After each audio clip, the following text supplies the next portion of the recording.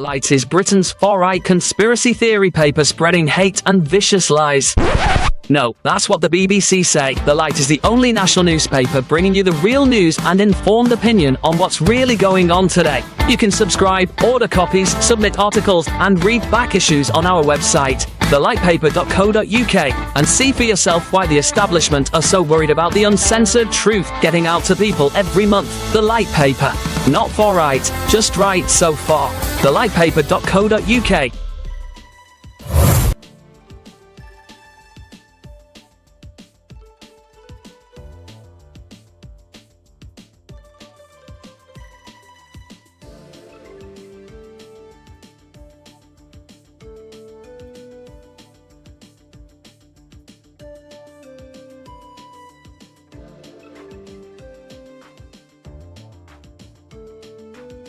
Scene script. Have you ever pondered the idea of financial independence and early retirement? The notion of not having to clock in at 9 or wrestle with the daily grind? Imagine a life where you're not shackled by financial obligations or a demanding job. It's not an impossible dream, but a reality for those who embrace the FIRE movement. That's financial independence, retire early. Consider the tale of Jane, a woman in her early 30s. Jane was an ordinary person living an ordinary life. She had a 9-to-5 job, a mortgage, car payments, and a lifestyle that was comfortable but hardly extravagant. And like most people, she dreamed of a life where she didn't have to worry about money. Jane decided to make a change. She began by cutting back on non-essential expenses, saving as much of her income as possible. She invested wisely, focusing on assets that generated passive income that didn't require her to trade time for money. Slowly but surely, Jane began to build her financial independence. She was still working, but she was no longer living paycheck to paycheck. She had a safety net, a cushion that gave her the freedom to make choices based on what she wanted, not what she needed. Fast forward 10 years, Jane, now in her early 40s, had achieved her goal. She was financially independent. She had enough passive income to cover her living expenses, and she no longer needed to work to survive. She was free to retire early, to spend her time as she pleased. Jane's story may seem extraordinary, but it's not unique. It's the story of anyone who has embraced the principles of the FIRE movement. It's a tale of discipline, of sacrifice, and of a relentless pursuit of financial independence. To summarize, the key points discussed today revolve around the idea of financial independence and early retirement. It requires discipline and sacrifice, cutting back on non-essential expenses and saving as much as possible. It involves investing wisely, focusing on assets that generate passive income. But most importantly, it requires a change in mindset. It's about seeing money not as a means to buy things, but as a tool to buy freedom. It's about understanding the true value of time and the freedom that comes with not having to trade it for money. This is the essence of the FIRE movement. It's not just about retiring early, it's about achieving financial independence, about gaining the freedom to live life on your own terms. Like Jane, you too can embrace the principles of the FIRE movement and embark on a journey towards financial independence and early retirement. After all, the only thing standing between you and your financial freedom is you. Ever wondered how much you'd need to save to achieve financial independence? The answer lies within the mathematics of a concept known as FIRE, which stands for Financial Independence, Retire Early. The most essential number in your journey to financial independence is calculated by multiplying your annual spend by 25. Notice the emphasis on annual spend, not annual income. This calculation is based on the principle that you need £300 invested for every pound you wish to spend each month in passive income. Hence, your FIRE number is also your monthly spend times 300. This mathematical principle is founded on the 4% safe withdrawal rate, as defined by financial advisor William Bengen. He proposed this rate after analyzing the S&P 500, which typically produces an average of better than 10% growth per year when studied over a period of approximately 30 years. Bengen considered factors such as inflation and market volatility. After studying previous market activity, he concluded that a 4% rate of withdrawal per year would provide for a 30-year sustainable portfolio in the vast majority of cases.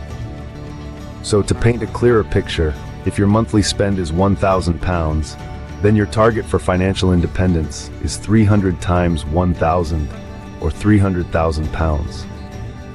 Alternatively, if your annual spend is £12,000, your financial independence target is 25 times 12,000, which also equates to £300,000. The first step in planning your financial independence, therefore, lies in understanding your monthly and yearly expenditure.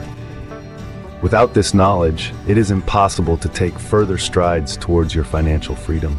In summary, the mathematics of FIRE revolves around the principle of multiplying your annual spend by 25 or your monthly spend by 300 based on the 4% safe withdrawal rate. Knowing your monthly and annual spend is crucial in determining the amount you need to save to achieve financial independence. Armed with this knowledge, you can then plan your journey towards financial freedom. Remember, the journey to financial independence is not a sprint, but a marathon. Embrace the mathematics of FIRE and take the first step towards your financial independence today.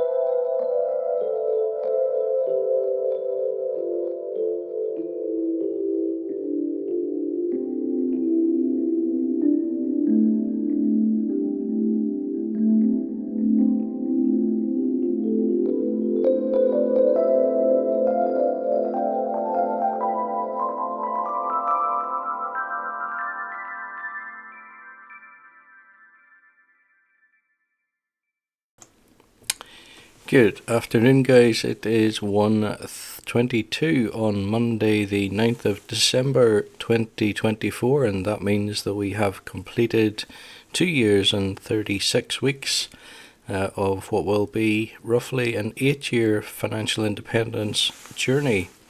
I suppose really the first thing I want to say is that probably the most important parts of this video are the AI generated clips at the beginning, which explain the logic and the, I suppose, science really behind the FIRE movement.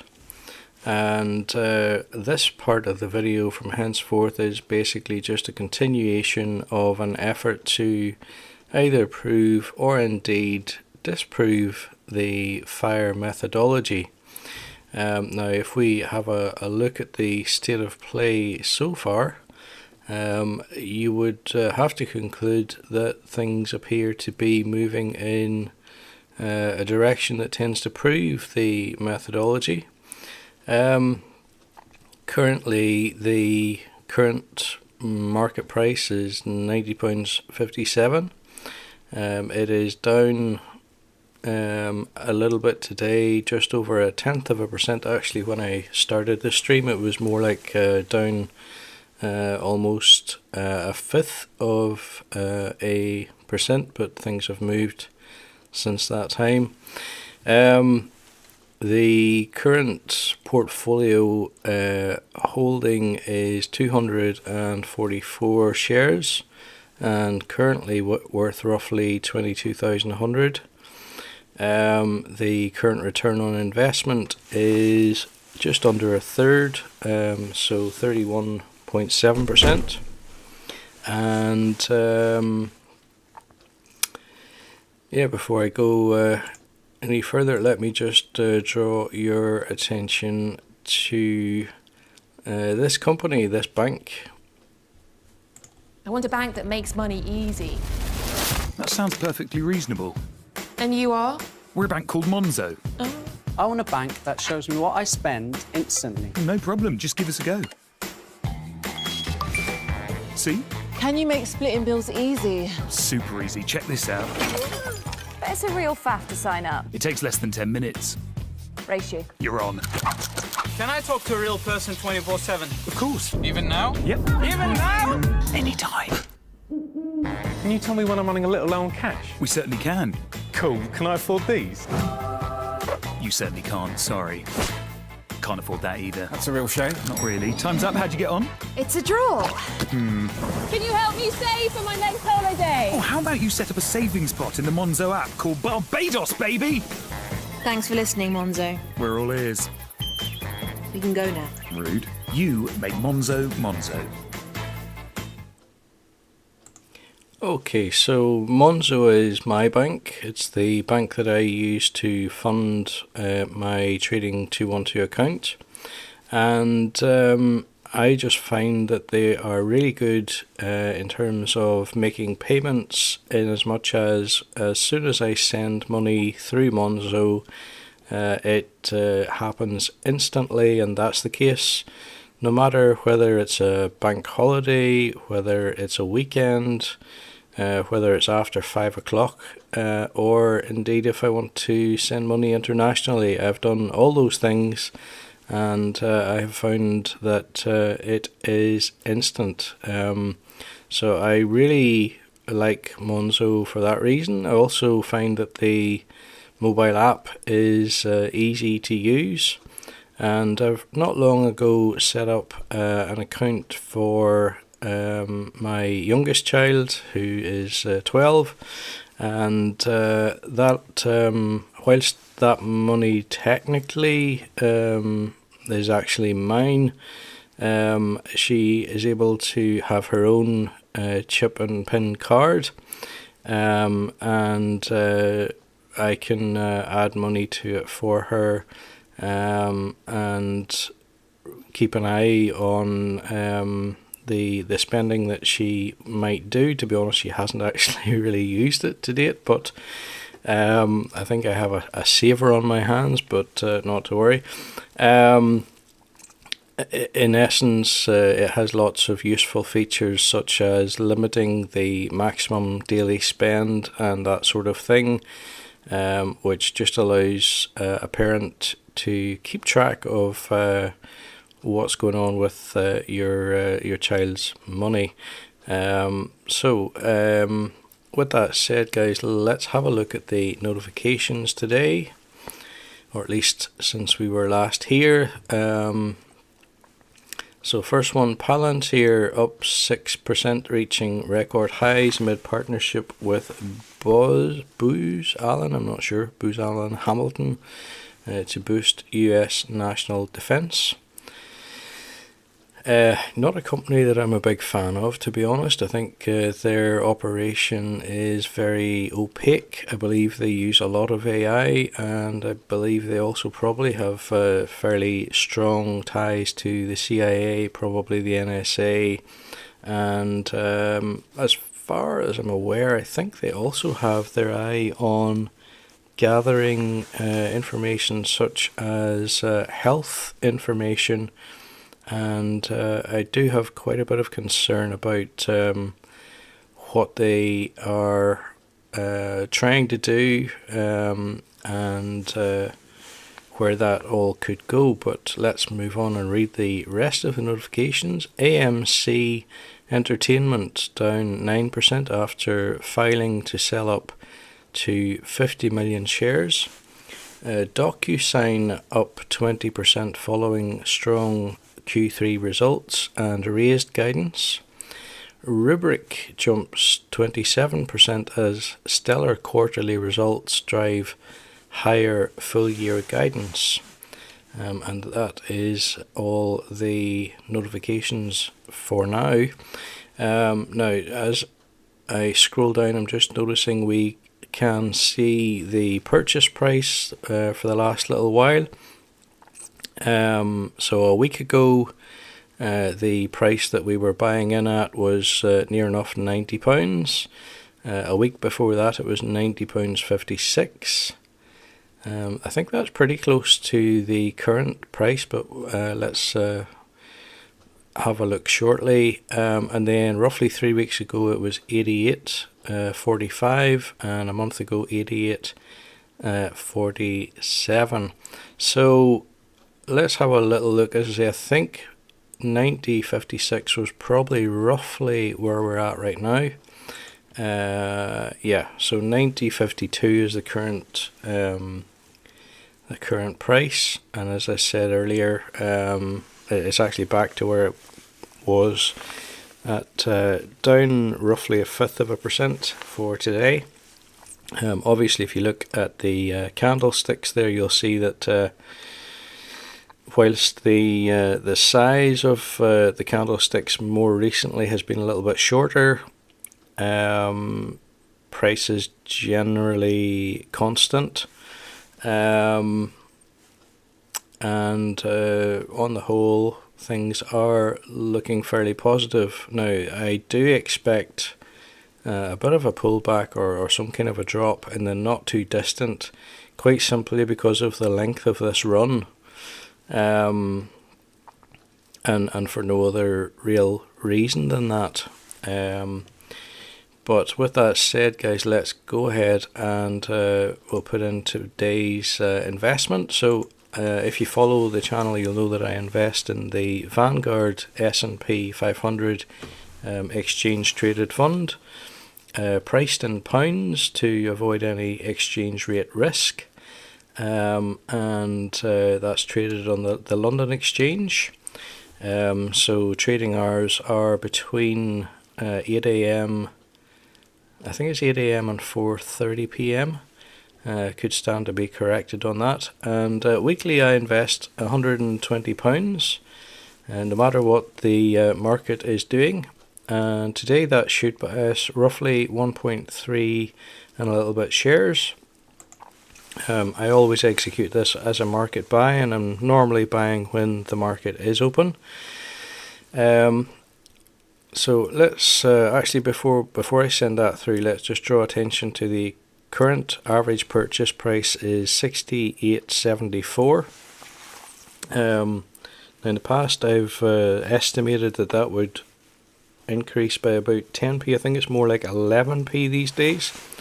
And if that's right, then the new average purchase price after this goes through should be 68.85. But let's send it through and we'll see if we get 68.85. So the order has been placed. We did buy 1.3 shares for 90.47, which actually was not a bad price, considering that the current price is showing at £90.50. Oh, and I'm 1 penny out on the guess for the new average purchase price. It's actually 68.86, so it's actually gone up 12p, near enough. It wasn't a whole 12p, but near enough. And let's see, has everything else updated? Normally it does. I would say it probably has. So current portfolio value now worth 22,240. If we, I don't know if you can see that at the bottom. I think you can, but it's maybe not very big. The remaining free funds in the account are 33,080, so that is still to invest.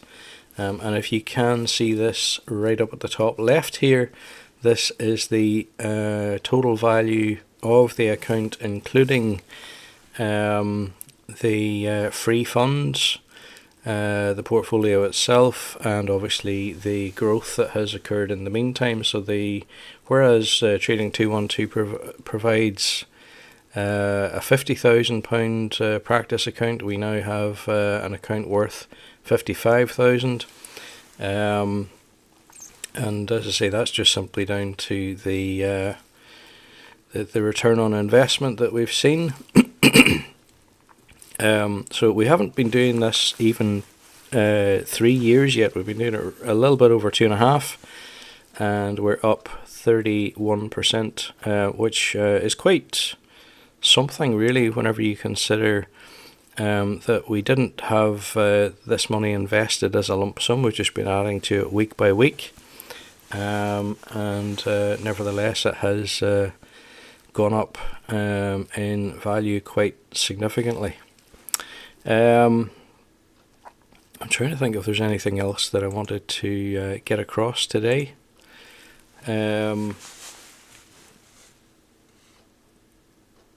Oh yeah, I will actually just mention I personally hold 2 or 3 months worth of cash as what I call a cushion in my current accounts, and that is literally to be used as a sort of a buffer or a safety net against any chance of having to slow down on the investing, or to even stop investing temporarily in order to pay for something big. And that could be anything. It could be replacing white goods if need be.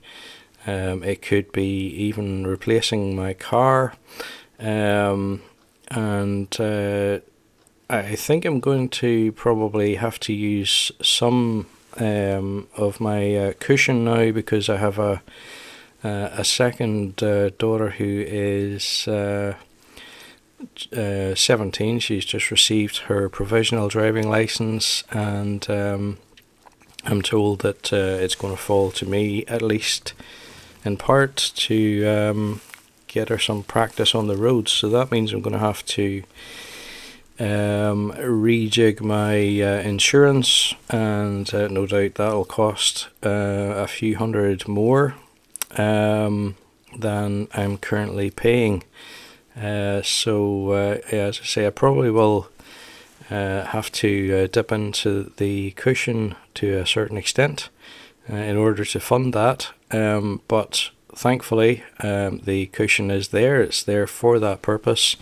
And it is going to mean that we're not going to have to either slow down on or stop the investing in my own actual account. So with that said, guys, thank you for watching today.